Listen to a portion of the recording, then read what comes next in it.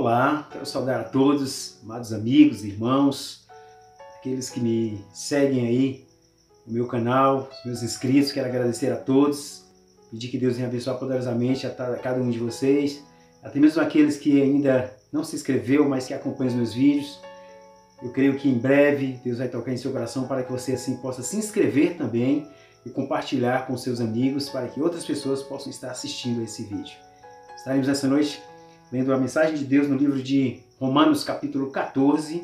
Estaremos meditando em um texto dos quais vai falar sobre coisas que, com certeza, se você é um cristão, se você frequenta uma igreja, é um simpatizante, você vai entender do que eu vou falar nessa noite, porque estarei assim falando sobre grupos que existem dentro das igrejas, né?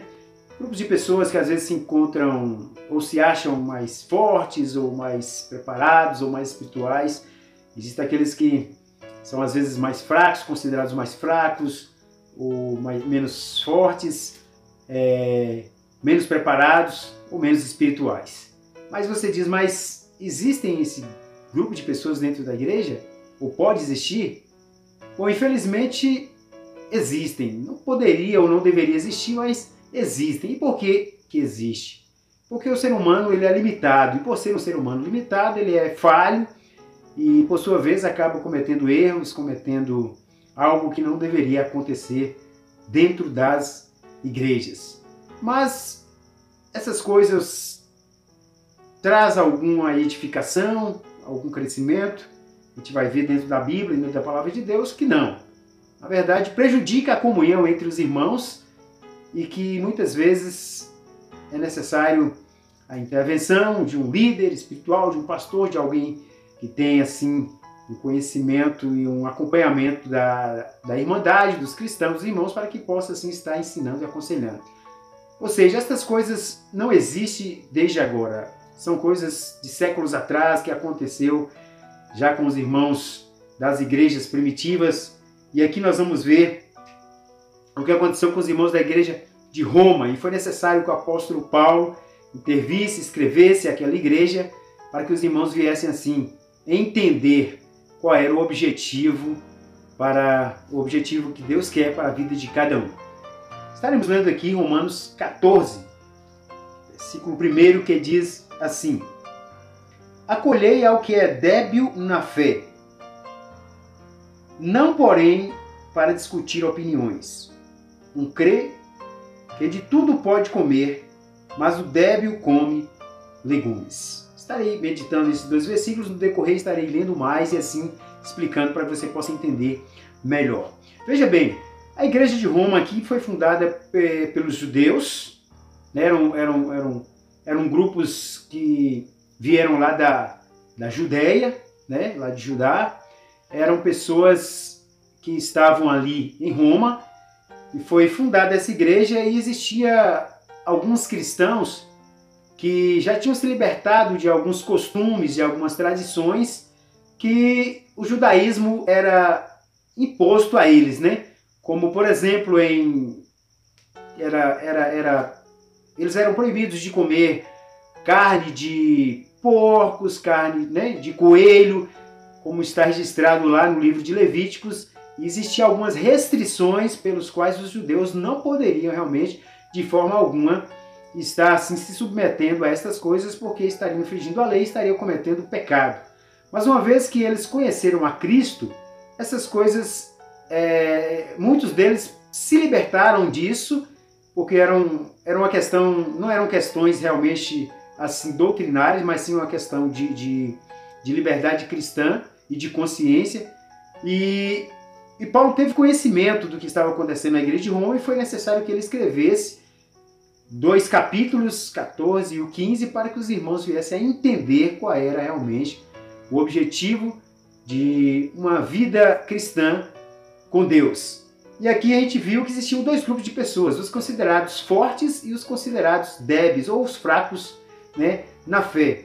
Porque, na verdade, os cristãos que já tinham sido libertos, já tinham aceito a Cristo, mas ainda trazia algumas restrições, algumas coisas do judaísmo, como, por exemplo, a não comer carnes sacrificadas a ídolos. E alguns judeus, quando eles iam a algum açougue, eles não compravam algumas carnes porque eles achavam que os açougueiros teriam matado aquele tipo de animal e teria sacrificado algum deus, porque eram muitos deuses e eles por isso não comiam nenhum tipo de carne.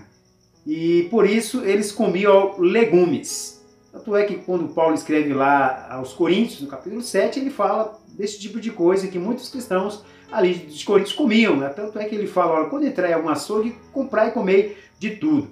Mas o que estava acontecendo na igreja de Roma é que alguns cristãos ainda estavam sendo tratados como legalistas por alguns irmãos judeus, cristãos, considerados fortes. Por quê? Porque, na verdade, a gente percebe aqui que eles poderiam realmente comer de tudo, mas eles estavam ainda guardando algumas coisas da lei. Por isso que no versículo 2 diz, crê que de tudo se pode comer, mas o débil na fé ou fraco come legumes. O versículo 3 já diz assim, quem come não despreze o que não come, e o que não come não julgue o que come, porque Deus o acolheu. Ou seja, nós vimos aqui que Paulo estava tratando os cristãos fortes e fracos da seguinte forma, se você, por exemplo, come, você acha que deve comer de todas as coisas que são vendidas nos açougues, você pode comer de uma maneira tranquila, que não vai fazer nenhum mal. Mas o que você não pode fazer é desprezar o irmão mais fraco, chamando de débil na fé, porque era isso que estava acontecendo com os irmãos considerados fortes, chamando de débeis, às vezes de pessoas às vezes ainda não preparadas, de infantis na fé. E aqueles que, por sua vez, não comiam apenas legumes, estavam realmente agora julgando aos irmãos, considerados fortes, que não poderiam realmente fazer isso, porque estavam infringindo a lei de Deus. E já no versículo 4, diz assim, quem és tu, Paulo dizendo para eles, para os dois grupos, fracos e fortes, quem és tu, que julgas ao seu servo alheio? Para o seu próprio bem, para o seu próprio Senhor está em pé ou cai, mas estará em pé porque o Senhor é poderoso para o suster. Ou seja, tanto os irmãos considerados fracos e aqueles considerados fortes eram crentes, sim, os dois grupos eram cristãos.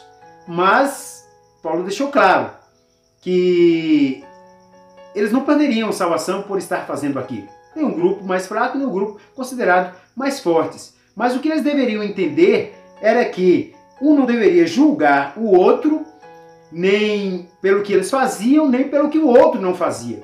Porque Deus tinha salvado aos dois grupos, salvado aquelas pessoas, e não dependeria nem de um nem de outro.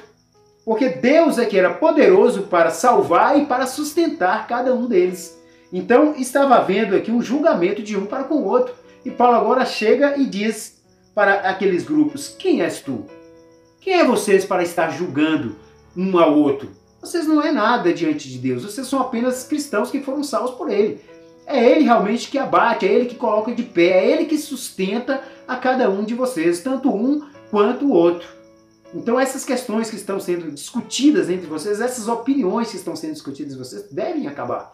Porque isso prejudica a comunhão entre vocês. Versículo 5 diz, um faz diferença entre dia e dia, outro julga iguais todos os dias, cada um tem a opinião bem definida com sua própria mente. Ou seja, ainda na lei de Moisés, existia realmente o calendário judaico que tinha algumas tradições que eram seguidas, né, por eles, que eram tipo guardar o sábado, guardar os dias de lua nova, os dias de festa. Então tinha aquela coisa ainda de que os cristãos que já tinham aceitado a Cristo, mas estavam ainda guardando essas coisas. Estavam ainda fazendo caso de um dia para o outro, guardando dias de festa, dias de lua nova.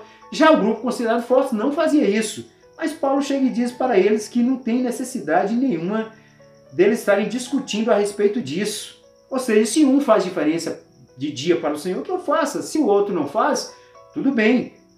Deus vai estar realmente ouvindo, Deus vai estar contemplando tanto um quanto o outro. O versículo 6 diz, quem distingue entre dia e dia para o Senhor faz, e quem come para o Senhor, come, porque dá graças a Deus. E quem não come para o Senhor, não come e dá graças a Deus. Paulo aqui mostrando a cada um desses grupos, dizendo o seguinte, o mais importante de tudo é que vocês são salvos, foram cristãos, chamados por Deus para a obra de Deus. Então, se você realmente faz caso de um dia para o Senhor, que o faça. Se você come legumes, mas dá graças a Deus por isso, tudo bem, graças a Deus. Mas se você não come legumes, ou come legumes e come carne e dá graças a Deus, então tudo bem, tranquilo. O importante é que vocês estão agradecendo a Deus por suas vidas e por aquilo que Deus tem colocado na mesa de vocês. O versículo 7 diz assim: porque nenhum de vós vive para si mesmos, nem morre para si. Porque se vivemos para o Senhor, vivemos. E se morremos para o Senhor, morremos. Quer pois vivamos ou morramos, somos do Senhor. Paulo estava esclarecendo que a nossa vida não pertence a nós mesmos. Fomos criados por Deus e chamados por Deus para fazer a diferença, para fazer a sua obra, para ensinar a outras pessoas o verdadeiro caminho da salvação. Então, se alguém faz distinção de um dia para o Senhor, que faça, não tem nenhum problema disso. Se algumas pessoas têm costume de guardar o sábado, que guarde o sábado. Se aqueles têm costume de guardar o domingo, que guarde o domingo, que guarde a terça, não importa. O importante é saber que Cristo é o Senhor de todas as coisas, é o Senhor dos senhores, é Ele realmente que tem o controle e o domínio, tanto dos dias, quanto das estações, quanto da nossa vida, quanto da vida daquelas pessoas que fazem essas distinções ou não. Porque Deus é que controla a nossa vida. Se estamos vivos, tudo bem, vamos viver para o Senhor. Se morrermos, vamos morrer também para o Senhor. O mais importante é estarmos convictos da nossa salvação, seguros de que Deus morreu, que Deus enviou o seu Filho para morrer em nosso lugar, para nos garantir a salvação eterna. Versículo 9 diz assim: foi precisamente para esse fim que Cristo morreu e ressurgiu, para ser Senhor tanto dos mortos quanto dos vivos. Ou seja, ele está dizendo o seguinte, não a morte aqui, Paulo não estava se referindo à morte aqui física, tanto dos mortos quanto dos vivos. Claro, ele está falando de uma morte espiritual. Ele ainda continua sendo Deus deles, porque à medida que a pessoa ainda não fez uma aliança com Deus, não aceitou Cristo como Senhor e Salvador da sua vida, ele continua sendo espiritualmente morto. Então Deus aqui está sendo tanto o Deus dos vivos quanto dos mortos, porque Ele tem o controle de todas as coisas. Se você já foi um cristão convertido, amém por isso. Se você ainda não foi, é um simpatizante, frequenta uma igreja, que você possa ser transformado por Deus, para que você possa ainda conhecer verdadeiramente quem era o Senhor. Quando se fala desses mortos espiritualmente, para você esclarecer melhor, para você entender melhor, quando Jesus Cristo estava chamando seus discípulos para segui-los, um deles diz assim: Senhor, aonde quer que for, te seguirei. Mas primeiro deixa eu ir sepultar o meu Pai. Aí Jesus Cristo diz, olha, deixe os mortos sepultar os seus mortos, porém vem e segue-me. Ou seja, se tratando realmente de uma morte física, que era aquele que teria morrido, mas também deixe os mortos sepultar os seus mortos de uma maneira espiritual falando. Aqui, Paulo esclarecendo, dizendo que Deus é o Senhor, tanto dos mortos quanto dos vivos, porque Deus é o Senhor de todas as coisas. Versículo 9. Versículo 10 diz assim: tu, porém, por que julga o teu irmão? E tu, por que desprezas o teu irmão? Pois todos compareceremos perante o tribunal de Cristo. Como está escrito, versículo 11: por minha vida, diz o Senhor, diante de mim, por minha vida, diz o Senhor, diante de mim se dobrará todo o joelho e toda língua dará louvores a Deus. Assim, pois, cada um de nós dará conta de si mesmo a Deus. Paulo fecha aqui esses do 10º ao 12º versículo, mostrando o seguinte: nossa vida espiritual, ela não depende de outro. Claro que devemos realmente compartilharmos a alegria, a comunhão e a união, sim, mas a salvação ela é individual. Portanto, não cabe a mim, não cabe a você, não cabe a ninguém estar julgando ao seu irmão, julgando ao seu próximo, porque nem o próprio Cristo faz isso. Só Deus é capaz de julgar todas as coisas. Mas, ou seja, se fomos chamados por Deus para comunicar, para anunciar o Evangelho de Cristo, vamos fazer isso, mas vamos fazer sem restrições, sem julgamentos, como diz aqui o apóstolo Paulo, porque cada um vai dar conta de si mesmo a Deus.